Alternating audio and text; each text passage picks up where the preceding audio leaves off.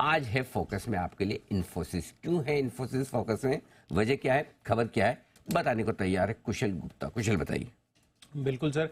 तो आप देखिए यहाँ पर जिस तरह से सीएफओ का रिजिग्नेशन आता हुआ दिख रहा है वो काफ़ी अनएंटिसिपेटेड था। मॉर्गन स्टैनली ऐसा मानकर चल रहे हैं। एंड ऑफ कोर्स आप देखिए तो एडीआर, इन्फोसिस के एडीआर में कल या जब अनाउंसमेंट हुई थी उसके बाद 3% ज़्यादा की गिरावट आती हुई दिखी। इनफैक्ट दूसरी तिमाही में जब इन्होंने नंबर्स डिक्लेयर किए थे करीबन 6.5% का फॉल आपको इसके एडीआर में आता हुआ नजर आया था। तो उस तिमाही के बाद जो एडीआर में फॉल आया था ये दूसरी सबसे बड़ी फॉल आपको आती हुई दिख रही है। उसके बाद ऑफकोर्स नीलांजन रॉय सीएफओ के पद से इन्होंने इस्तीफा दे दिया है। 31 मार्च तक ये पदभार जो है संभालते हुए नजर आएंगे। But of course 1 April onwards जो नए सीएफओ नियुक्त किए गए हैं जयेश संघराज का, ये कमान संभालते हुए दिखेंगे इन्फोसिस के सीएफओ की।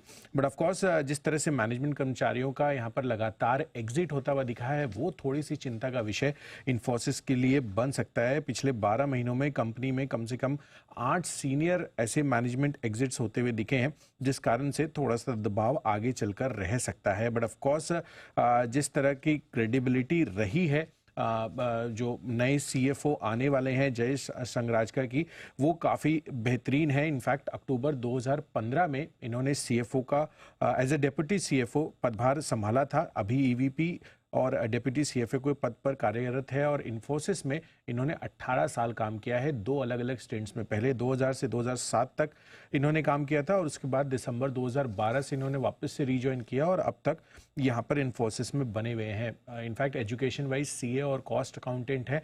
एंड जिस तरह से इनका एमएनए में भी अहम हिस्सेदारी भागीदारी रही है उसकी वजह से भी यहाँ पर सीएफओ के पदभार पर ये एक्सेल कर सकते हैं आगे चलकर। 2018 से नीलांजन रॉय साहब जो है एज ए सीएफओ नियुक्त हुए थे और वो पदभार संभालते हुए नजर आए थे। बट ऑफ कोर्स आपने देखा ही है कि इसके पहले मोहित जोशी साहब हैं और साथ ही रवि कुमार एस, इन्होंने भी अक्टूबर 2022 में पिछले साल इस्तीफा दिया था। वो कॉग्निजेंट के नए सीईओ बन गए हैं जनवरी ऑनवर्ड्स।